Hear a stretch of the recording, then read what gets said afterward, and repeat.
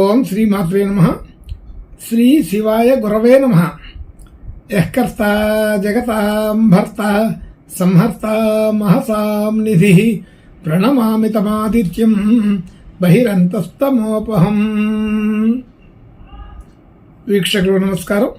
నేను మీ దేవులపల్లి రామకృష్ణ శాస్త్రి, ఆర్కే మాతృశ్రీ తెలుగు జ్యోతిషపరమైన యూట్యూబ్ ఛానల్. ఇప్పుడు సెప్టెంబర్ నెల 22వ తేదీ నుండి సెప్టెంబర్ నెల 28వ తేదీ వరకు గల గ్రహ స్థితిగతులని ఒకసారి పరిశీలన చేద్దాం.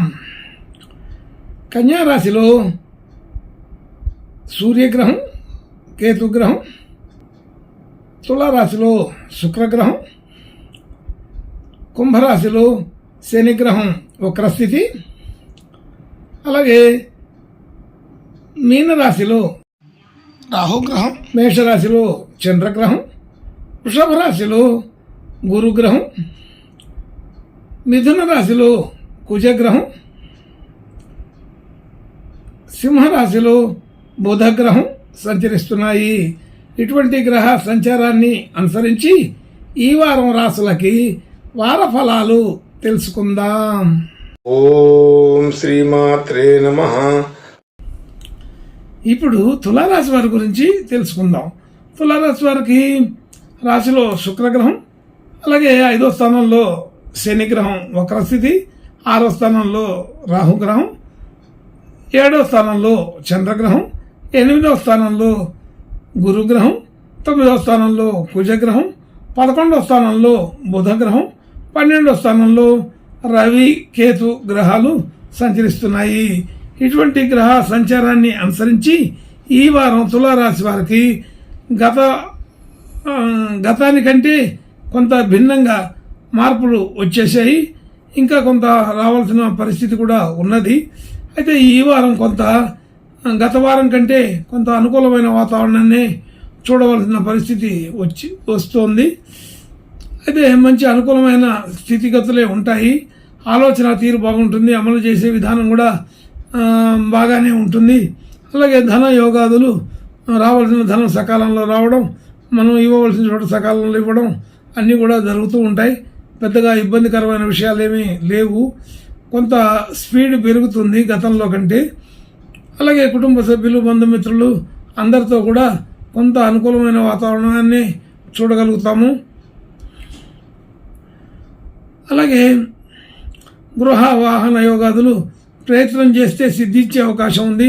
గృహ సంబంధించిన విషయాల్లో కానీ, వాహన సంబంధించిన విషయాల్లో కానీ, క్రయ విక్రయాదులు, నిర్మాణాదులు అనుకూలమైన స్థితిని చూపిస్తున్నాయి. అలాగే విద్యార్థులకి, విద్యా సంబంధించిన విషయాలకి అనుకూలత బాగానే పెరిగింది. అలాగే బంధుమిత్రులు అందరితో కూడా ప్రేమగా అనుకూలంగా ఉంటారని తెలుస్తోంది.